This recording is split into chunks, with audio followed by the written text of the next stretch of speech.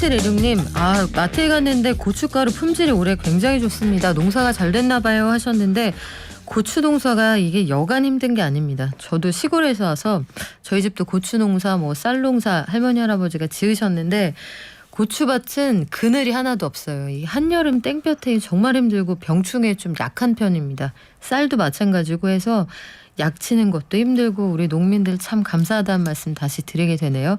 그 사이에 손님 오셨습니다. 이정우 전 미디어오늘 편집국장입니다. 안녕하세요. 예, 반갑습니다. 국장님, 오늘부터 중대재해처벌법 시행이 된다고 하는데 제가 오늘 아침에 확인을 해보니까 중대재해처벌법 1월부터 시행인데도 올해 들어서 지금 아직 한 달도 안 지났잖아요. 그렇죠. 올해 들어서만 벌써 38분이 출근했다가 퇴근을 못 하셨더라고요. 예. 중대재해처벌법 일단 시행되는 요 소식부터 간단히 전해 주십시오. 이 법안이 통과된 거는 지난해 8월이었고요. 최초로 국회에 발의된 거는 고 노회찬 의원이 2017년도 4월 달에 이제 발의를 했습니다. 네. 그렇게 해가지고 이제 4년 논의 끝에 작년 1월 8일에 통과되고 나서 1년 지나가지고 오늘부터 이제 시행이 되는 거죠. 근데 이제 이거 관련해가지고 이런저런 이야기는 많았습니다만은 외국의 영향도 좀 많이 받았을 거예요.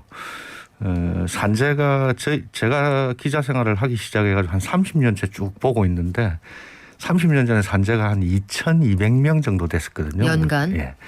근데 작년에 얼마인가 하면요 2,062명입니다. 조금 줄긴 줄었는데 10%가 채 안 되죠.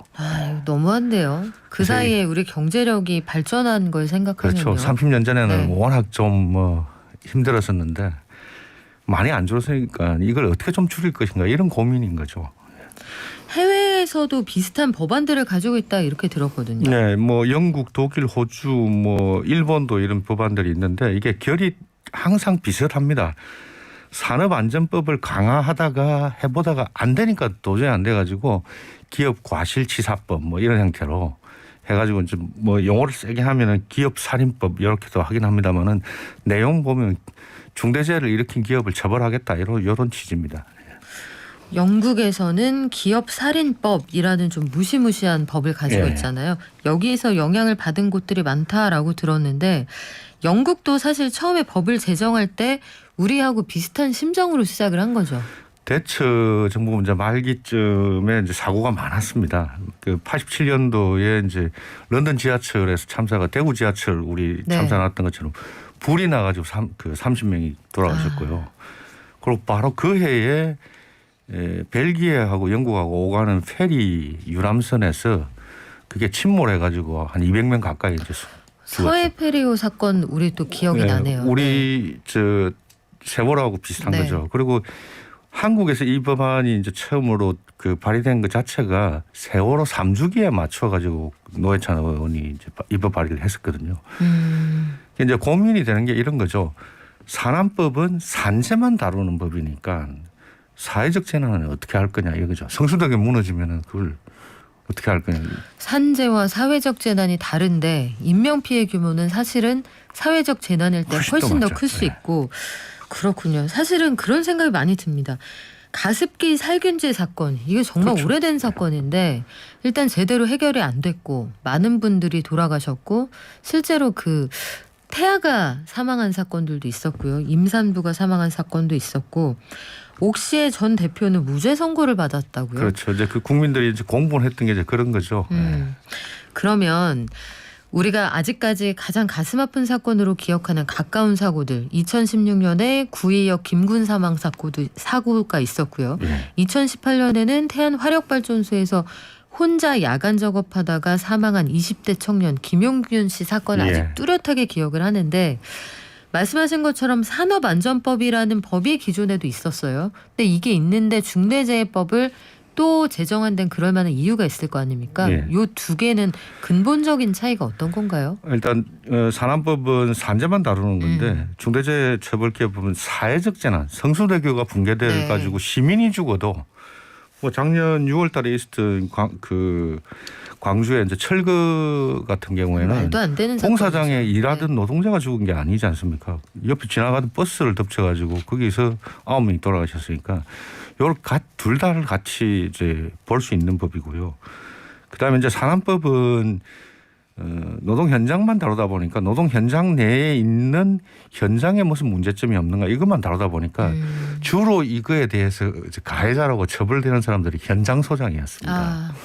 근데 기업은 구조상 의사결정권은 다 CEO가 가지고 있지 않습니까? 사실 현장 소장도 그냥 중간 관리자인 그렇죠. 경우가 많죠. 본사에 네. 들어가면 뭐 그 과장급, 부장급 이런 정도밖에 안 되니까 이렇게 해가지고 안 되더라 이런 거죠.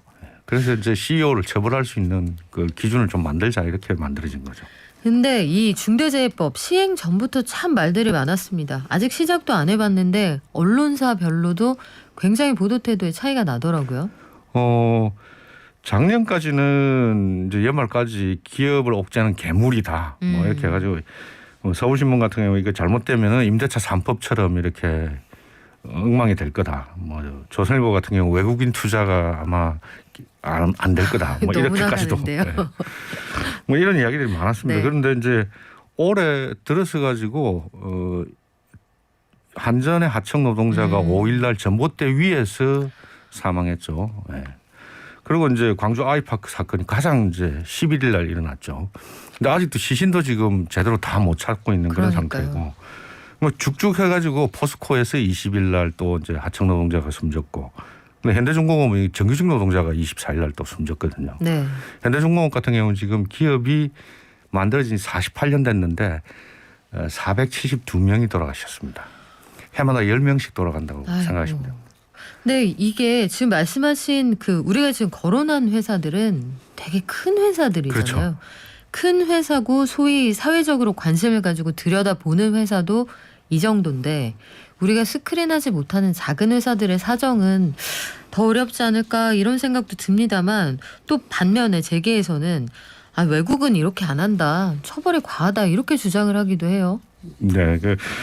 뭐 그렇게 이야기하시는데 사실은 일부 이제 예를 들면은 이 법 제정 당시에 1년 전에 논의를 다시 돌아가 보면은 이때 이제 뭐 공무원 처벌하는 건 빠져버렸고요. 네. 50인 미만 사업장들은 2년 유예했고요. 정확하게는 5에서 49인까지는 2년 유예고 5인 미만 사업장은 아예 배제했습니다. 근데 문제는 이게 50인 미만 사업장 뭐 전국에 얼마나 될 건가 그러는데 산재 사고 일으키는 것 중에 80%가 50인 미만에서 일어납니다. 그게 참 답답한 부분이에요. 그러니까 실제로 어디에서 사고가 나는가, 그러니까 사고가 다발하는 지역은 이쪽인데 안전판 같은 것들은 사고가 덜 나는 데 만들자 좀 그런 얘기가 그렇죠. 되는 거잖아요. 그리고 실제로 재계에서 이야기하는 이런 부분들은 보면 사고가 안 나게 하면 처벌이 안 될 거 아니겠습니까? 근데 이 법 자체를 이제 저도 이제 이것 때문에 일부러 이제 법안을 아마 처음부터 끝까지 한번 정독을 해봤는데요. 네. 처벌보다는 사실은 어떻게 예방할 것인가에 더 그 중점이 두어져 있는 법안이긴 합니다. 처벌은 한국의 정서상 많이 네. 좀 피한 지점들이 있고요. 근데 이제 그럼에도 불구하고 여전히 이해관계자 중심의 보도를 하거나 심지어 이걸 일부 가정해가지고 길 가다 넘어져도 지자체 단체장이 뭐 처벌받는다더라 뭐 이렇게 이야기를 하고 있는데 공무원 처벌은 이미 제정 당시에 없어졌어요. 그래요. 우리가 광주 이 문제에 대해서 광주 동구청이 아직도 현대산업개발의 구상권도 청구하지 않았다 이런 얘기가 있거든요. 전반적인 상황을 좀 균형 있게 들여다봐야 할 것 같습니다. 지금까지 이정호 전 미디어오늘 편집국장이었습니다. 고맙습니다. 예.